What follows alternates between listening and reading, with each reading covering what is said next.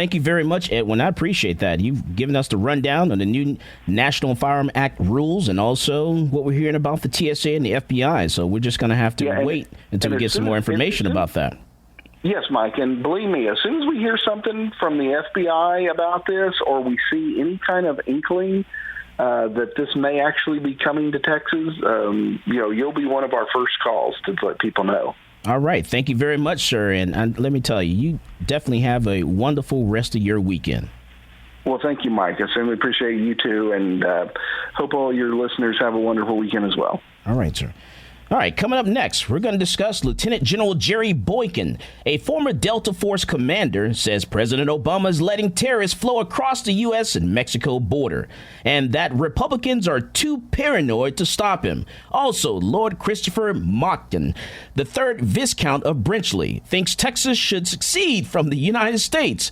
We will discuss that with John Griffing, who is an investigative journalist, media relations expert, and public speaker. This is Michael Cargill, and you are listening to Come and Talk It.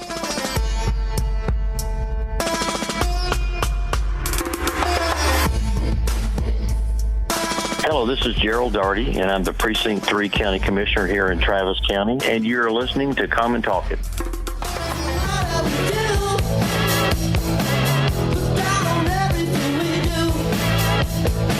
Welcome back to Come and Talk It. And now, here's Michael Cargill. All right, we're back, and we're going to discuss now Lieutenant General Jerry Boykin's statement. He says that President Obama is letting terrorists flow across the U.S. and Mexico border. Let me bring into the conversation John Griffin. John Griffin is an investigative journalist, a media relations expert, and public speaker who has been instrumental in demanding transparency in the public sphere. Now, Griffin's exposés have been credited with major policy shifts at the state level. So, John, welcome to Come and Talk It, sir. Michael, thanks so much for having me on the program. It's a real treat. Absolutely. So, what's going on here with General Boykin? I mean, is there any truth to this? Well, not only is there truth to this, Michael, but he's not the only one who has made these claims. The facts are available for anyone who cares to look. It's all over the web. There was a U.S. representative, I think about a year ago, who said that there were ISIS bases forming south of the Texas border as well. The Mexican government has come forward with documentation of this, and the only people that are turning a blind eye are the Department of Homeland Security, ICE, the agencies like the State Department that are trusted with protecting American citizens, including those of us here in Texas, from this type of invasion, these types of incursions. So it should alarm people and concern many that so little is being done to take action on this information and on this new intelligence. And I really appreciated General Boykin's courage for stepping forward and making these facts available to people. All right. So let's get into a little more into the accusations here. So, I mean, how is this possible? Can a U.S. president not do something and, put a stop to this? Well, this is a president who has a history, Michael, of not doing his job as it concerns national security. One of the first things President Obama said on air when he was elected in 2008 was, "We are prepared, quote unquote, to absorb another terrorist attack." That's a very alarming thing for a president to say, whose job it is to protect citizens. So he's taken that philosophy and he's really shown his willingness to expose the United States to possible attack in his policies. We have his most recent announcement, for example, that he's going to insist that Border Patrol agents stop doing their jobs, meaning they are no longer permitted to apprehend illegal aliens, and they're no longer permitted to deport them. Essentially, there's no reason to even have anybody down there at present if that's the policy. But what do you say to those people that are saying, hey, these people are fleeing Mexico and other places to come to the United States for a better life? Well, Michael, we've always had people that want to come to the United States for a better life, and we have a front door for that. We have a citizenship process. We have green cards. We have visas. But what we also have, Michael, is we have a very porous southern border, and we know for a fact This is data. This is government data. We know for a fact that not only friends and workers are coming across the southern border, but also enemies and people that are very dangerous and that have as their stated intent the destruction of the United States. So that is something we do need to address, and just essentially singing Kumbaya and hoping that things won't happen and hoping that a new 9/11 won't happen don't make the risk any less real, and don't make the situation any less in need of attention.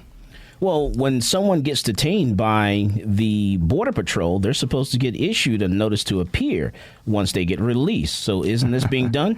Well, that's been done for a long time, and 50% of those who get notices to appear, of course, do not show.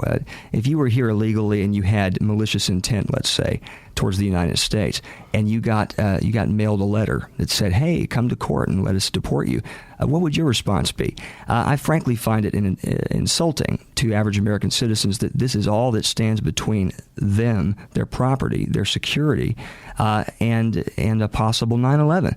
And I think Boykin is touching on the anger and the outrage of many, and it's legitimate, and it should cross parties, Michael. I don't believe that people on the right or the left should be unable to agree that the southern border needs to be secured, and that we need to essentially stop ISIS and Al-Qaeda and these other organizations from setting up shop in our backyard. And not only does he say that this Lieutenant General Boykin say that the president is refusing to obey the law, he also says that he's abdicating the Republicans are actually abdicating their responsibility. What does that mean? That's the greatest betrayal, I think, of the American people in this entire thing, is that we have the party that supposedly stands for border security, supposedly the toughest on crime, the toughest on these types of policies, and they're visibly backing away. They're visibly allowing the president to pursue these insane and suicidal policies. Most notably, Paul Ryan, the new speaker, just a few weeks ago announced that he would be approving 300,000 unsecured, unscreened visas for Syrian refugees. That's that place where ISIS comes from.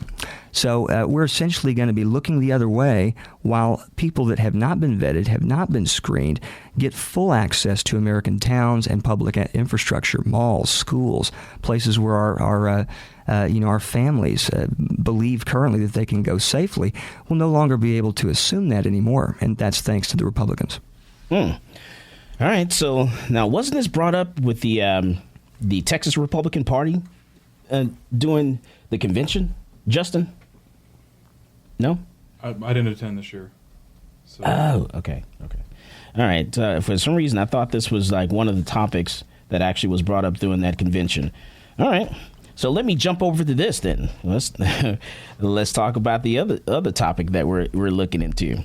And that's because you actually, well, before I do that, you actually do write a lot of different things. You have a blog that you write on. Is it considered a blog? No, I'm actually published across a vast spectrum of mainstream publications, Pravda, National Review, and certainly WorldNet Daily, American Thinker. But your main page that you write on, it's for the Daily Caller. Daily correct? Caller is where I recently started publishing, and they're one of the largest conservative platforms in the country. Certainly right up there with Newsmax and WorldNet Daily.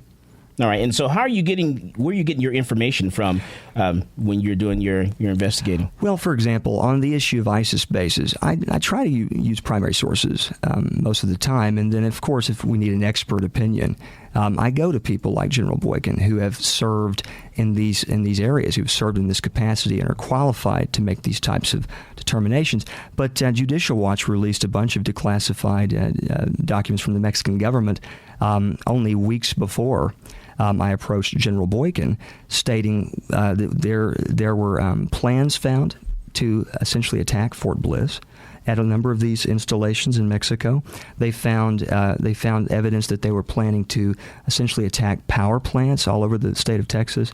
They found plans to attack schools, all in these bases just south of the Texas border. They had been long vacated, which leads me to believe that these hostile parties clearly have either entered Texas already or are planning to. So that's a good reason for license holders or gun owners here in the state of Texas to make sure they're actually carrying their firearms with them. Absolutely. If something like this was to happen and you left your gun at home and you're out and about, you don't have it on you, it is useless to you.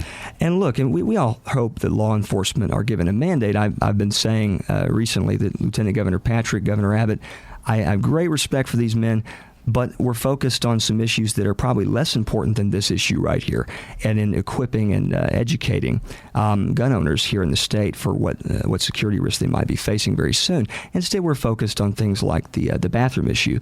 I'm sure a lot of people feel very strongly on both sides of that issue, and I'm not here to talk about that today, but I do believe that it's time we start redirecting our focus as a state towards the lives, property, and security of our citizens. So what you're saying is we shouldn't be focusing here on the legislature on bathrooms, because we already have laws in place for that. Certainly. We actually should focus on other things like...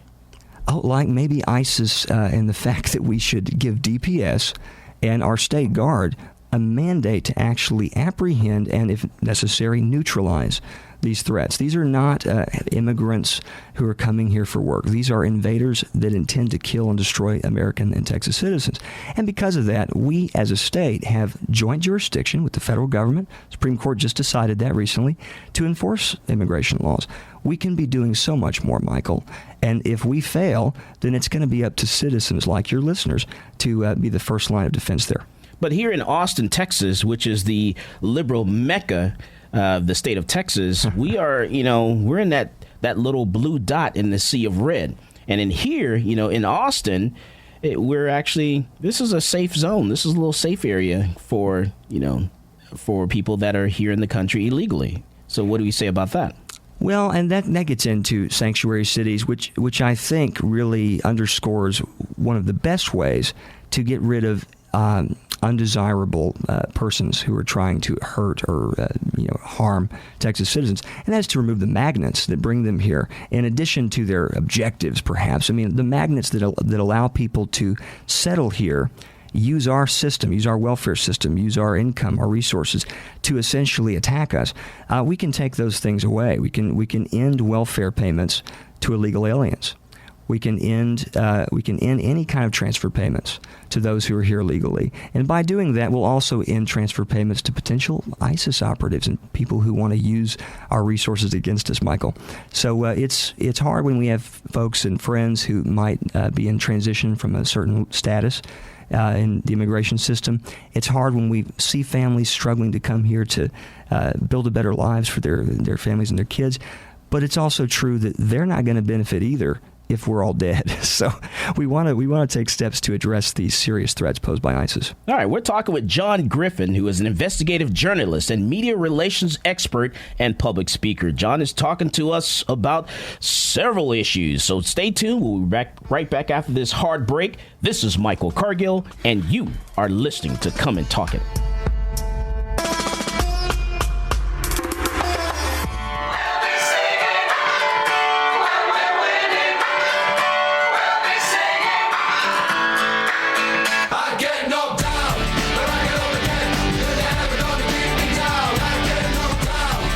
Welcome back to Come and Talk It. And now here's Michael Cargill. All right, we're talking with John Griffing, who is an investigative journalist and media relations expert and public speaker. So, John, there's some breaking news. There's something that Texans have to be aware of. What's that all about? Well, Boykin, General Boykin, we were just talking before the break, who gave me an interview about ISIS invading Texas and alerted Texans to the fact that we were not as safe as we thought. He also told me something that was really quite disturbing. It was a warning, and Daily Caller chose not to feature these comments in its ultimate. The article they ultimately published. And essentially what he told me, Michael, was that there was a very strong likelihood that there'd be another 9/11 style and size event coming really, really soon. He was even concerned that might not motivate people enough to turn the country around and to save the country. So the fact that he thought that both there would be a 9/11 style event and that it wouldn't be enough to motivate people the right direction was very disheartening to me. Nonetheless, he said that the likelihood was that there would be several such events, and he essentially surmised that there might be an EMP blast, especially considering North Korea's recent threats, that could knock out our entire grid, which would send us back 100 years, General Boykin said. So these are things to be aware of that I think are getting too little public attention, and certainly have the potential to permanently change the way we do business in America. And it's crucial, Michael, that your listeners and that all Texas citizens be engaged, be prepared as much as possible for these types of events. Now, we're talking about the United States or specifically Texas? Well, of course, Texas is a big state, and when people think of the United States, a lot of them think of Texas the world over. But no, this is the entire United States. So we certainly have ISIS cells and ISIS bases that are targeting Texas, which was the theme of the interview. But the fact that there could be attacks of the nature that I've described was also a concern for Boykin, and he made that apparent to me. Okay. Now let's change gears a little bit, and let's talk about Lord Christopher Monckton, who's the 3rd Viscount of Brenchley. Now, who is this Lord Monckton? Lord Monckton is a former advisor to Margaret Thatcher. That was Ronald Reagan's philosophical compadre across the Atlantic. And he has for years been engaged on issues on networks all over the world, like climate change is a big focus of his, currency stability, the possible collapse of the U.S. dollar. These are things that Monckton touches on all the time. And he's recently been gaining traction in Texas as a political figure. At one event, he drew 15,000 Texans who chanted and called for him to be the next governor. It was quite comical, actually. So just the image of a British member of the aristocracy engendering such strong feelings from the conservative base here in Texas was humorous to me. Mm. And that actually is pretty funny there. Now, so shouldn't he be more concerned about what's happening in Great Britain? Because I hear that they're actually deciding whether or not to stay in the European Union or not. That's actually why he turned his focus here. Monckton is a proponent of the Anglo-American world surviving. He wants the best of the United States and Great Britain. The notions of freedom firmly grounded in our systems of government. He wants those things to endure for future generations. So Monckton believes that Texas faces a similar choice to what the citizens of the United Kingdom are deciding right now as it regards Europe. He thinks that Texas has the potential to choose its future and whether or not it should remain in the United States, owing to its past history as a nation, as a republic that was independent twice in its history. Monckton believes there's suitable precedent in international law and in the history of our legal system to permit this decision to take place. And frankly, I found his views certainly stimulating. Now, what did he just said something recently about the state of Texas, the Lone Star State. He's thinking that we should actually leave the United States.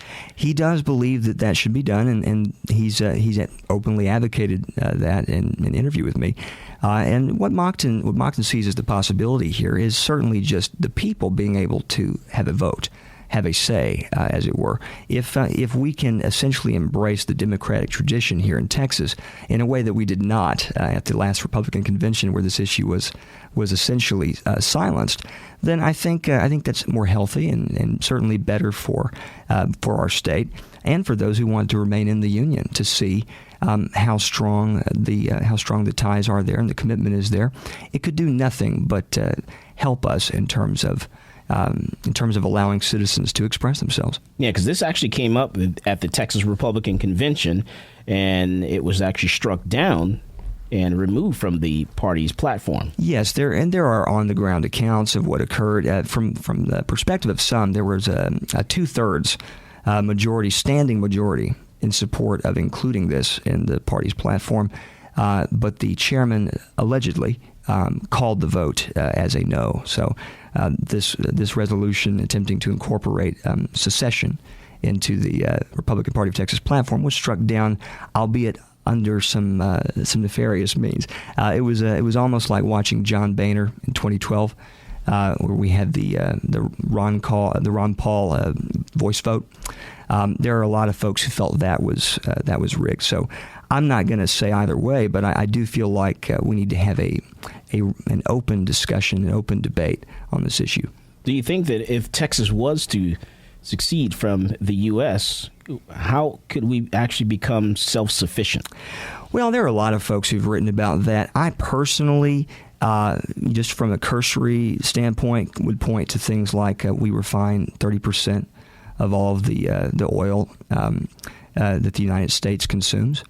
Texas has now passed up Saudi Arabia and Canada as the chief supplier of oil and natural gas to the rest of the country, making us essentially energy independent for the first time in a long time. And Texas also has unique law enforcement organizations that it retained after it became independent. Now, the U.S., we actually go after countries that actually affect, our oil industry. Sure. And wars are fought about this. Certainly. So do you honestly think that the United States would actually allow Texas to separate? See, that's where things start to get interesting. As a historian and a scholar, I have to look at this and go, well, there probably could be some violence or bloodshed over something like this. That's why I am not certain that this is the path that I would advise or support. But nonetheless, should we really be asking the question, will the United States do something about it? Or should we be asking, do they have the power or the right or the constitutional authority to do something about it? I think the history is on the side of states' rights here, that whether or not the federal government intends to oppress a state or intends to force an unconstitutional directive on a state, states have traditionally bucked up against that kind of overreach and abuse of power, and I think you would certainly see that in the case of Texas. All right, so we'll see, because I don't know. I think it would be very hard for us to become self-sufficient, because there are other resources that we would need that we actually get from outside the state of Texas.